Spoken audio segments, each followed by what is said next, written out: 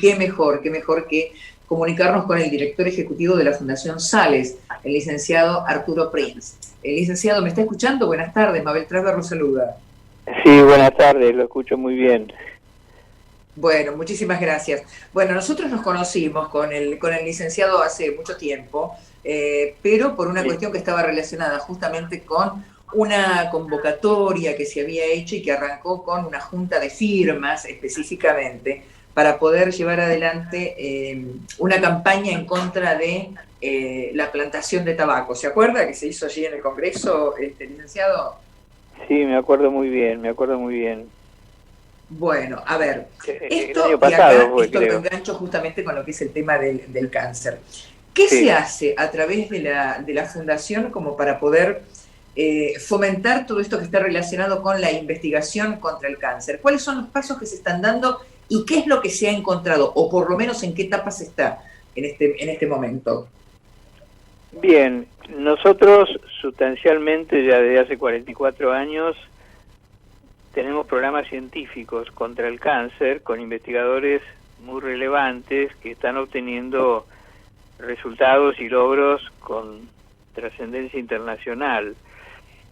Se lo digo brevemente. El doctor José Mordo, que fue discípulo del premio Nobel Luis Federico Leloir, desarrolló una vacuna contra el melanoma, que es el más grave cáncer de piel, que no tiene medicina eficaz.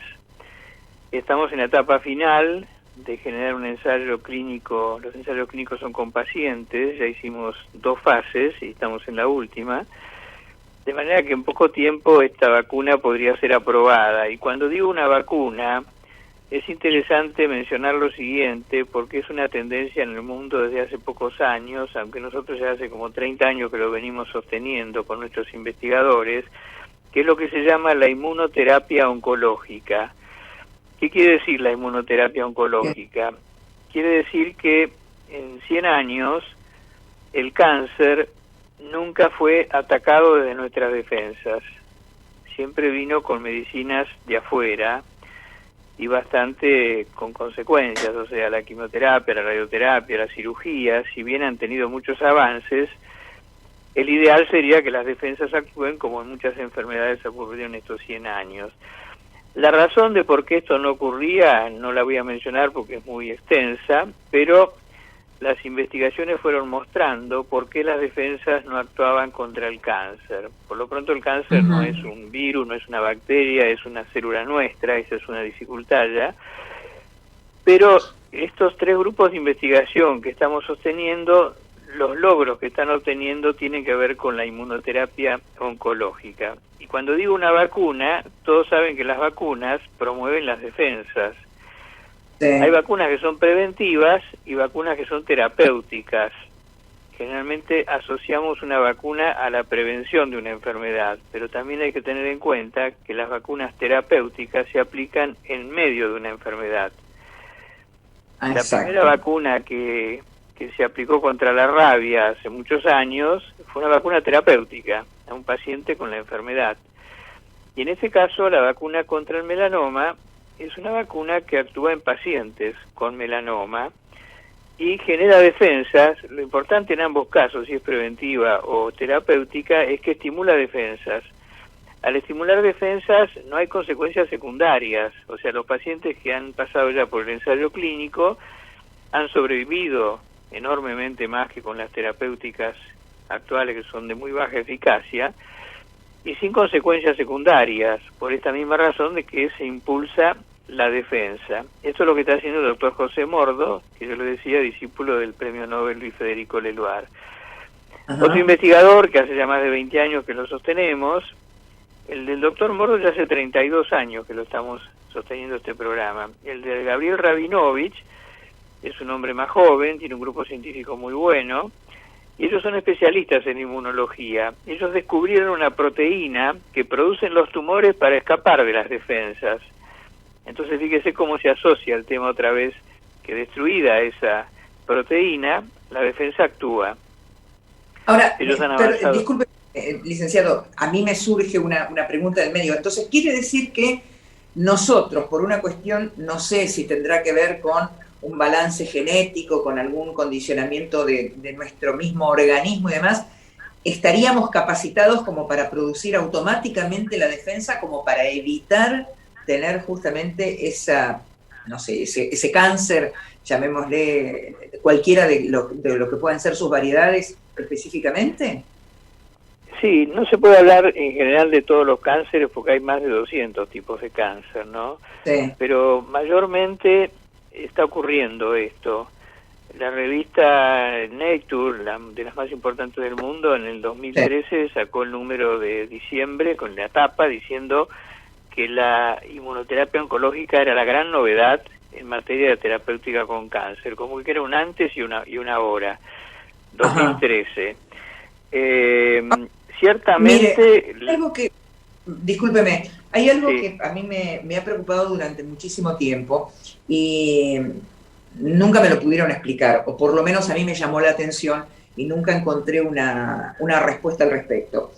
Hay una zona, le digo esto porque lo vi específicamente, hablamos de la República Argentina, y me voy a la provincia de Tierra del Fuego, yo soy de allá, básicamente.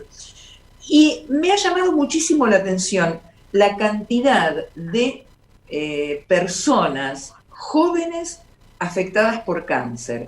Pero fue algo que honestamente me resultó como alarmante. ¿Por qué? Y estamos hablando de gente muy joven y con cánceres de manera terminal. En ese momento yo hice la pregunta y me dijeron, bueno, ¿te parece? Puede ser una cuestión de estadísticas y demás. Digo, ¿puede haber algún factor, no sé, medioambiental, contaminante, no sé, agua, aire, lo que fuere, que acomode o que predisponga a la persona a ese tipo de, a un cáncer, a ser afectada por un cáncer? ¿Puede ser? ¿O es una locura mía? No, otra vez el problema es que como hay tantos cánceres, las causas de los cánceres son diversas. Esa estadística yo la desconozco, pero Tierra del Fuego es una provincia con una cantidad de habitantes muy baja. Sí. Por otro lado, lo que sí sé es que en las regiones más aisladas de Buenos Aires, como Tierra del Fuego, que es la provincia más aislada, no hay buenas instituciones oncológicas. Entonces es posible que en ciertas provincias prolifera más la enfermedad porque no tienen que venir a Buenos Aires o a centros así muy importantes como Córdoba o Rosario. Son otras razones, pero no creo que haya un medio ambiente en Tierra del Fuego que produzca cáncer. El cáncer lo produce el cigarrillo, hay factores hereditarios como en el cáncer de mama, el melanoma lo produce la excesiva exposición al sol. Entonces habría que ver en cada caso de esto que usted menciona cuáles han sido las razones. Yo no creo que el medio ambiente de Tierra del Fuego sea cancerígeno. No, yo he estado en Tierra del Fuego, no, nunca supe pero puede haber factores de hacer una población menor y alejada de los centros oncológicos, quizás se detectan más pacientes terminales porque no pueden ser atendidos, etcétera, etcétera, ¿no? Pero no creo que haya una razón específica en la provincia. Bien. De todas maneras, lo que es importante ver es que hay un dato muy esperanzador. El cáncer es una enfermedad muy antigua. Cuando se empezó a medir la sobrevida de los pacientes, que fue a comienzos del siglo XX, se curaba o sobrevivía 1 de cada 20 pacientes, o sea, un 5%. A mitad del siglo pasado, esto pasó a 1 de cada 5, o sea, un 20% en vez de un 5%. Hacia los años 80, mundialmente, pasó al 50%, o sea, 1 de cada 2 sobrevive, y ya hay países como Estados Unidos y otros donde es 2 de cada 3, o sea, un 66%.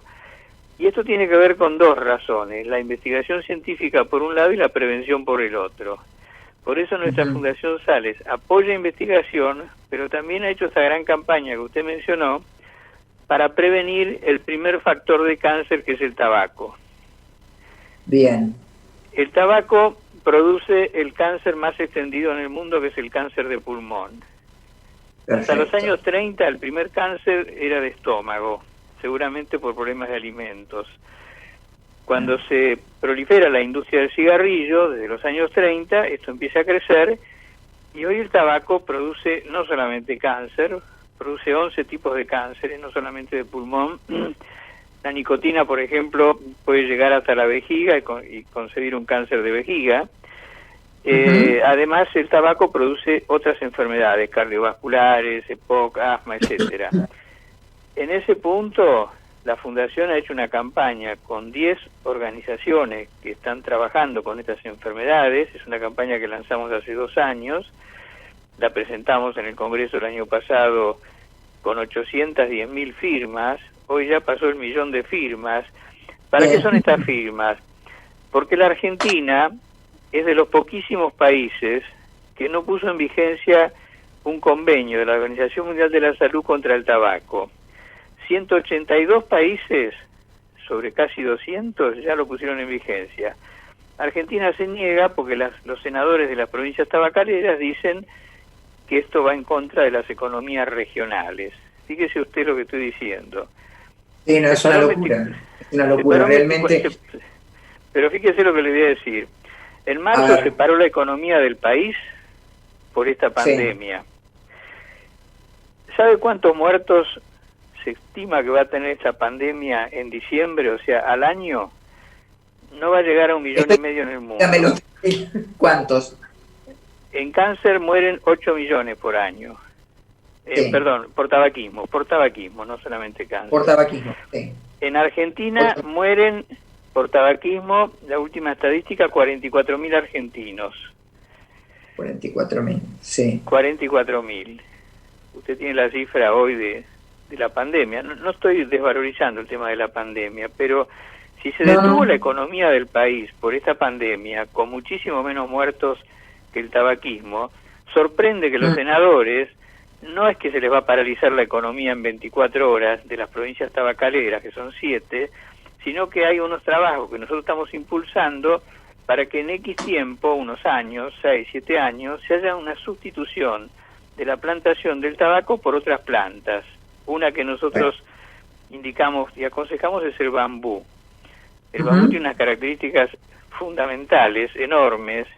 Hay industria del bambú hoy y sería un factor de exportación. Kenia adoptó el bambú en vez del tabaco. El 74% de los cultivadores de tabaco suplantaron por bambú con más beneficios económicos. Y además afecta la salud de los cultivadores.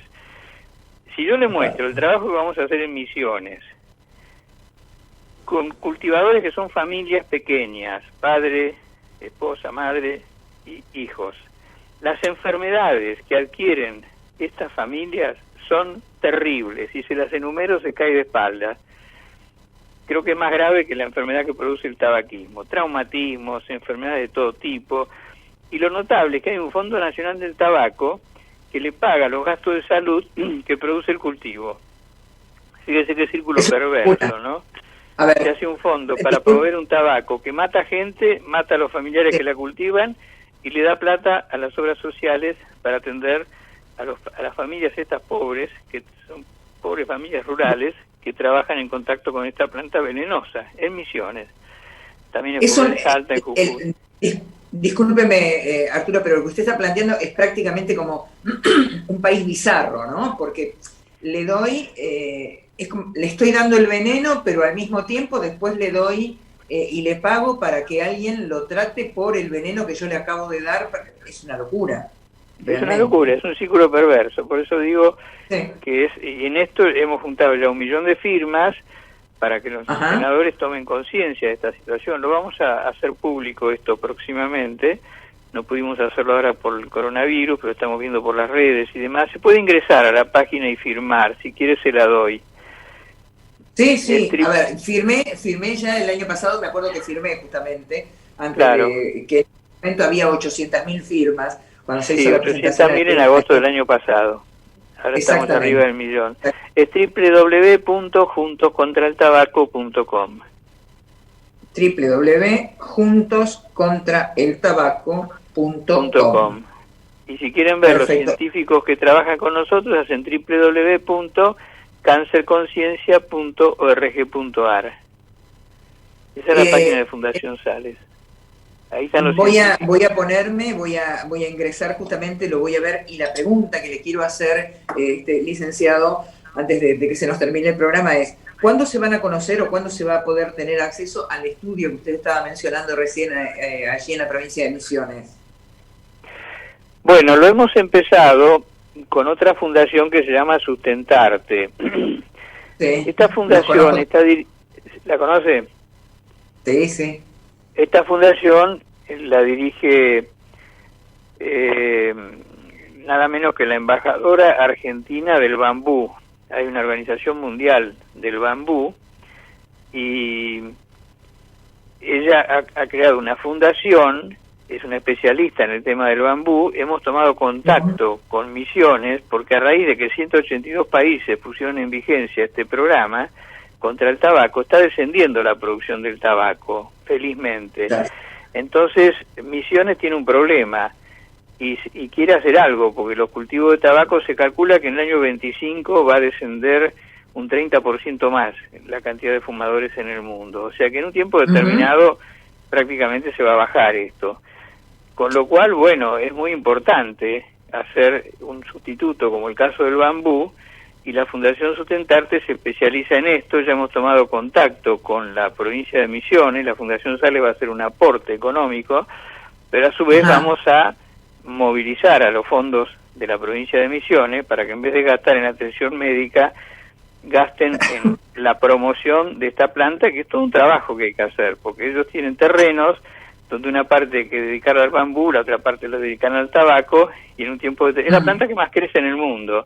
Puede crecer 2 metros por día. Licenciado, discúlpeme, tengo que cortar porque se me termina el programa. Me encanta poder charlar con usted y yo creo que es algo que lo tenemos que profundizar básicamente para que la sociedad lo conozca. ¿Sí? Muy, pero muy amable. Gracias. No, gracias a ustedes. Muchas gracias. Por favor. Era el licenciado Arturo Prinz, director ejecutivo de la Fundación Sales, aquí en Estrategias que Suman.